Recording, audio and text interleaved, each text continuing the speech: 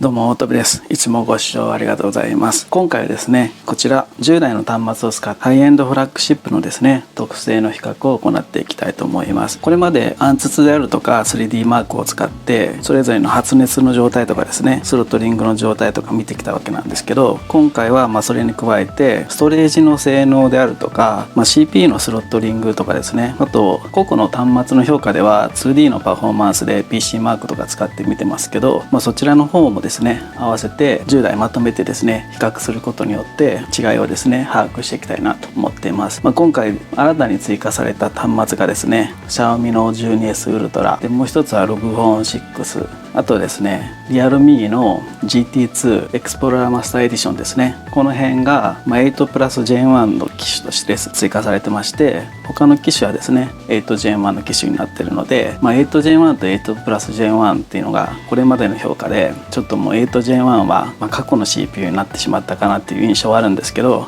じゃあ実際どれぐらい違うかっていうのもですね、比較していきたいと思います。で、ツールはですね、ここにある暗筒とか PC マークとか CPU スロットリングとかディスクテストであるとかですね、 3D マーク、こう5つのツールを使ってやっていくので、何回かの動画に分けてですね、紹介していきたいと思います。じゃあまずはですね、最初何からやっていこうかなってとこなんですけど、じゃあ 3D マークからやっていきたいと思います。で、現状のですね、端末の状態なんですけど、これ一応重たい順、こういう順番でですね、端末の重さ順に並んでいます。で、現状ですね、この CPU とか GPU のクロックとかバッテリーの温度状態表示しますけど、いつもの通りバッテリーの温度状態のところですね、注目しながらベンチマークを回していきたいと思います。もう一つはですね、別のところの画面にサーモグラフィー出しますけど、今ここら辺が赤くなってますけど、一番高い温度がですね、赤い印になっていて、あと3ポイントですね、温度が表示されるような状態になってます。逐次温度計ですね、こういったのを使ってもちょっとチェックしていきたいと思います。じゃあ 3D マークのですね、ワイルドライフのエクストリームストレステスト、普通のワイルドライフの3倍の負荷がかかるテストをですね、20回回して各端末の発熱状態とかですね、 CPU のクロックとかどういうような形に、バッテリーの温度がどういうような状態になっていくのかっていうのを見ていきたいと思います。各端末はですね、現時点での最新のファームウェア全て適用しているので、これまで強化した結果とはまた違った結果が得られる可能性もあるので、各端末がですね、進化しているかどうかっていうのもチェックポイントかなと思います。じゃあ軽い端末から順番にざっと起動していきたいと思います。さあ行くぞ。よいしょよいしょ。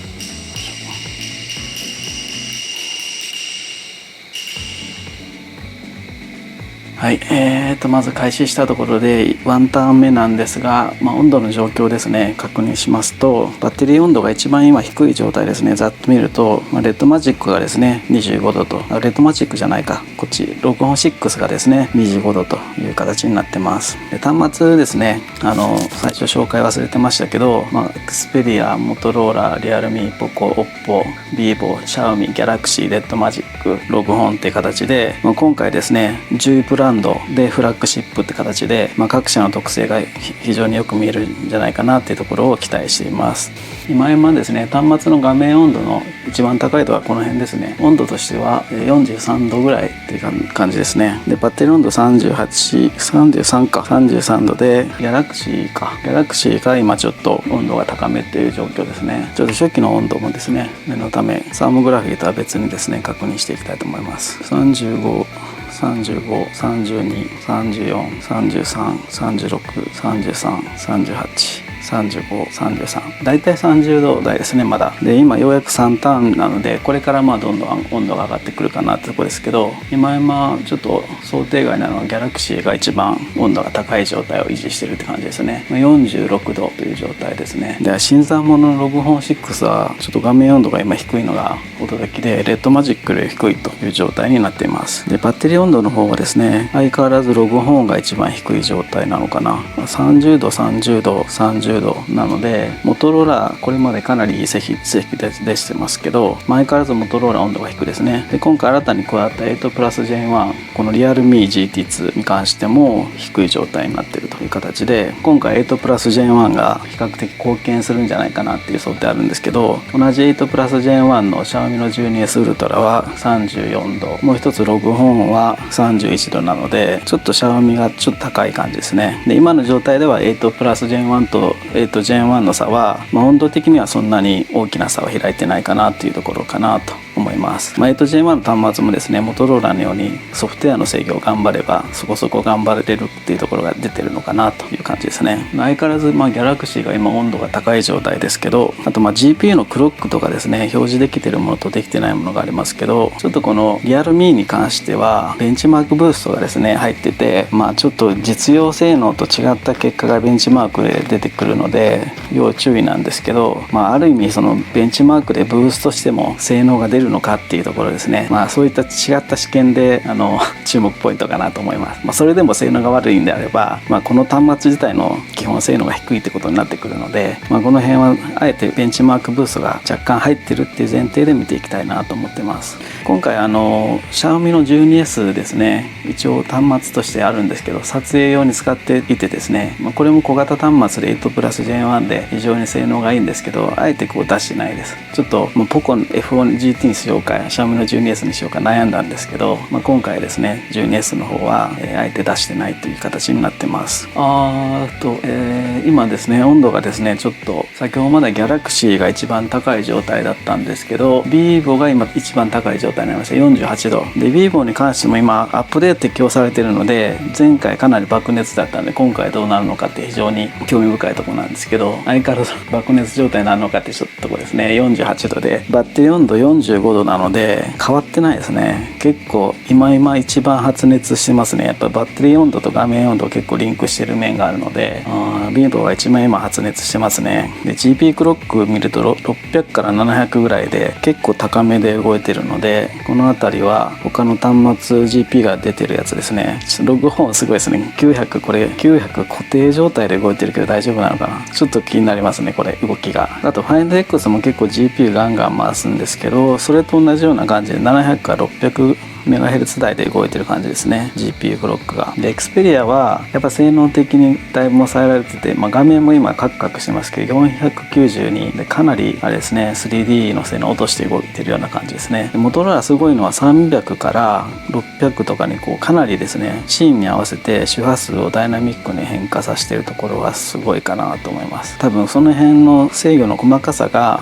かなりファームウェアとして進んでるんじゃないかなと思いますね。今発熱に関してはバッテリー温度33なので、今この中の端末の中では一番温度が低い、すごいですねモトローラなので、やっぱモトローラの端末って、今度新しい H30、ウルトラか X30 プロとも言いますけど、次のモデル出てきますけど8プラス J1 で、非常に楽しみですねモトローラの次の端末が。で今どうなってんのかな、一番温度高いのが vivo なんですけど、次に高いのがちょっと Xperia、Oppo はまたあれですね、前回同様システムの温度が高すぎるの落ちちゃいましたね。ちょっとこれ想定外でしたね。今画面温度ちょっとファームウェアのアップデート Oppo 走ってたんですけど、さらに厳しくなったのかな。画面温度47度、端末一番高くはないんですけどね、今この辺でちょっと見てみますと多分45とかですよね。ちょっと残念ながら6歩落ちちゃいましたね。バッテリー温度が今5度なのに落ちてしまってるので、この辺ファームウェアアップデートされたにもかかわらず落ちるで、ちょっと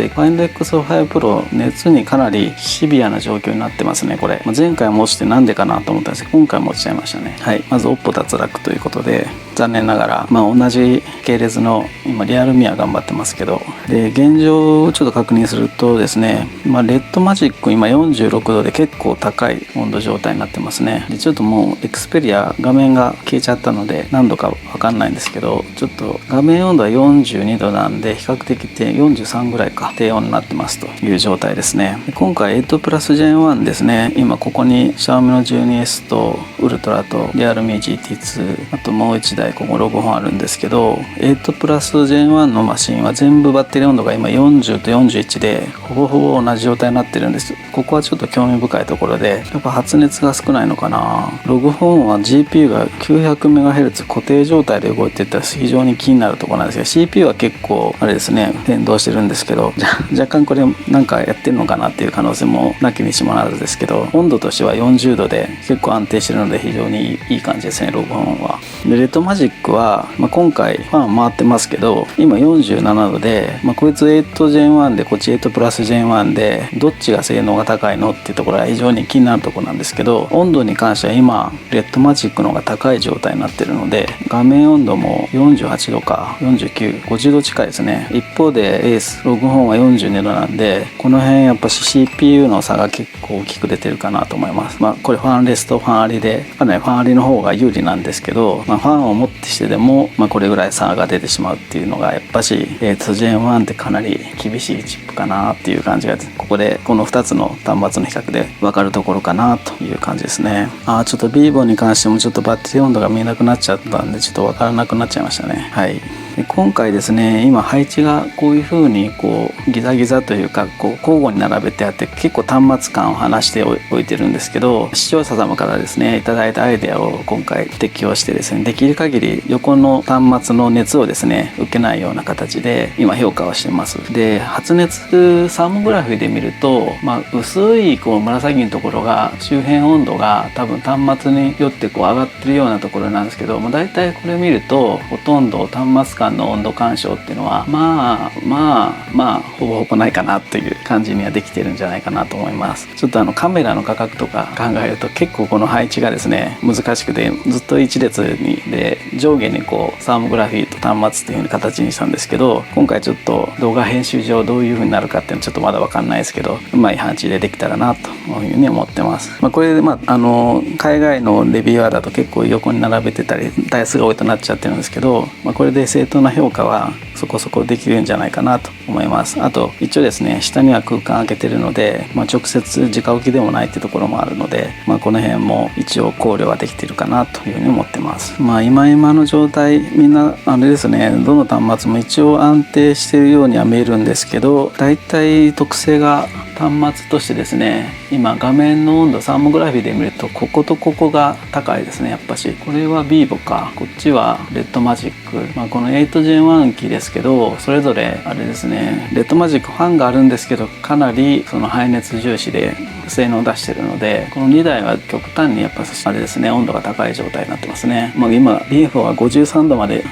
画面温度上がって、今、サーモグラフィー上はレッドマジックはこう52度か。この2台を消すと、次は真ん中リアルミー、これ想定外ですね。リアルミーが高くなってる。8プラス Gen1 なんですけどね、リアルミーなんかちょっと個別の端末評価のレビュー上げてますけど、なんかあれですね、サーモラスロットリング制御というか CPU の8プラス Gen1 の制御があんまりちゃんとできてない感じがここでも出ちゃってるのかなって感じですね。ベンチマークブースト、ズルな方法を使ってもこれっていうのはちょっと今技術力的にはっていう感じですね。もうちょっと頑張ってほしいかなという感じですね。OPPO も同じ系列なんで、カメラとかすごいんですけど、なんか CPU の制御なんかいまいちいい感じじゃないなっていうのがちょっとこれまで評価したい印象ですね、私の。でモトローラがですね、これ今38度でバッテリー温度で相変わらず一番低いので、こう8プラス Gen1 に 8Gen1 で太刀打ちするっていうのもまたすごいかなと思う。実際のスコアがどうなるのかってありますけど、発熱に関しては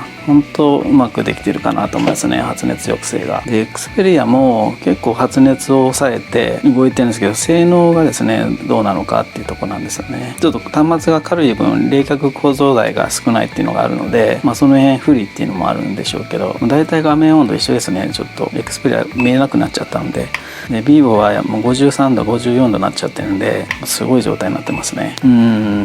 実際これでどんなスコアが出てくるのかなっていうところで、大体このスコアで、原神とかですね 3D マーク 3D のゲームのですねフレームレートっていうのが大体このテストで分かってくると思うので、長時間で運用した時に本当に原神だったら 60fps 維持できるのかっていうところに、この結果がですね大体当てはまってくるのかなと思います。で今8プラス Gen1 のXiaomi の 12S ウルトラはですね60fps 結構貼り付けでできるって話が出てますって話と、リアルミーはなんかちょっと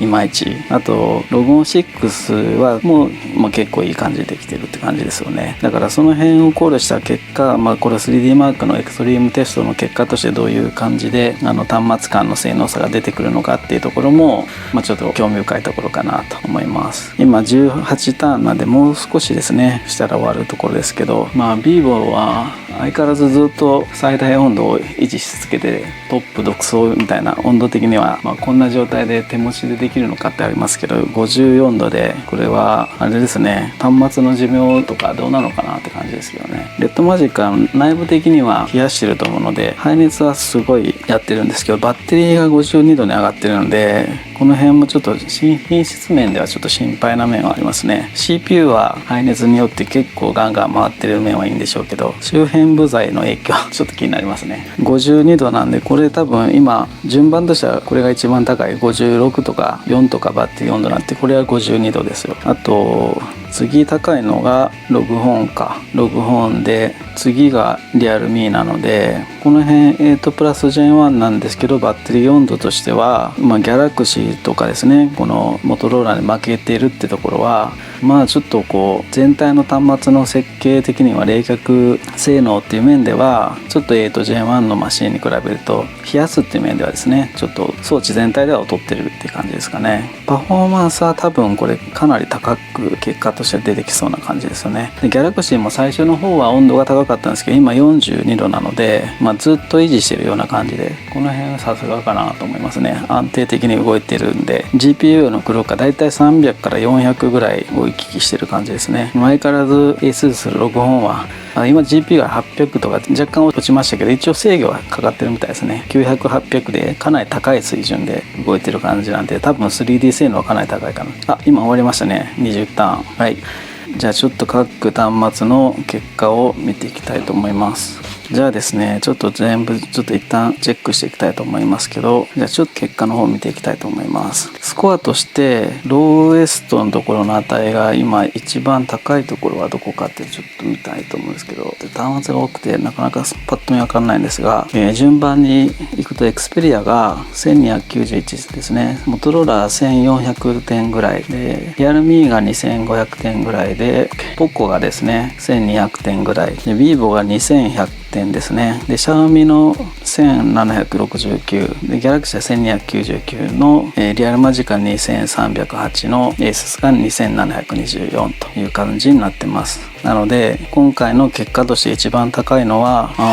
ログホーン6ですねが2700で、トップ2位がですねリアルミーですね2494で、3位が、これかレッドマジック2308なんで 1,2,3 って感じで、8プラス Gen1 が1,2 位で、3位にレッドマジックって感じですね。ファンがあるけども負けちゃったって感じか。ちょっとやっぱ負荷がかかるとあれですね、8Gen1 プラスファンでもこういう結果になるっていうのはちょっと意外ですね。でそれ以降は、ビーボが2100なのでそこそこリアルマジックに迫っていて、で次シャオミか、シャオミ結構落ちてますね、1769なので、この辺ぐらいまでが多分1700点以上ぐらいから原神 60fps 超えのところ行くのかな。ちょっとここら辺リアルミーはちょっと怪しいですけど、でそれ以降がだいたい1300から1100ぐらいで集団が集まっていて、ポコとモトローラとエクスペリアとギャラクシーはだいたい1100から1200で、僅差という感じですね。モトローラだけ1400なんでちょっとこう一つ頭出てるかなっていう感じの、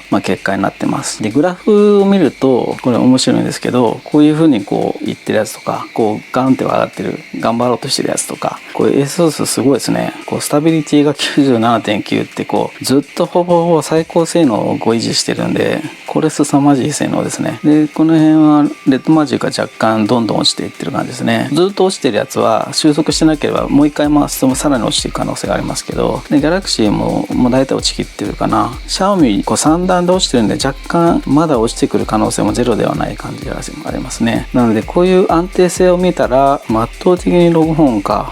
すごい全然落ちてないんですごいかなと思いますね。この辺はやっぱし 8Gen1 エクスペリアもそうなんですけど、最初はいいけどすぐ性能落ちてくるんで、スタビリティが 50% 台なんですごく低いんですけど、ポコもそうですね 46% で相当低いんですけど、この辺ご利用しのビーボとかリアルマジックもご利用してファン付きで、この辺 80%、90% 台なんで、この辺は性能が落ちづらい端末になってるかなと思います。あと最後に温度ですね、して終わりたいと思いますけけど、温度上昇ですね、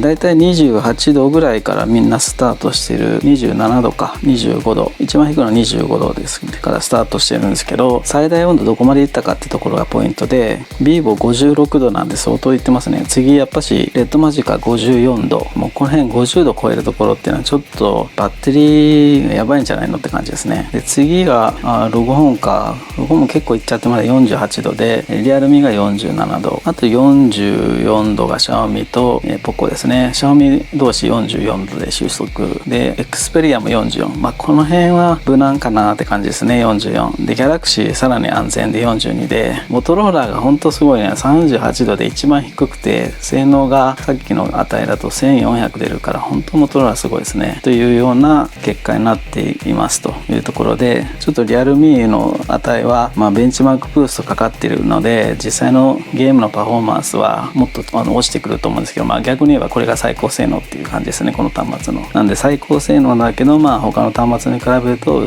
ちょっと落ちてしまうってところなのかなという感じになります。はい、3D マークの結果は以上になります。ちょっとテロップにですね、最終的にどの端末がどういう形になっているかっていうのをまとめて表示したいと思いますけど、順番も含めて参考にしていただければと思います。はい、3D マークのテストに関しては以上になります。それではまた。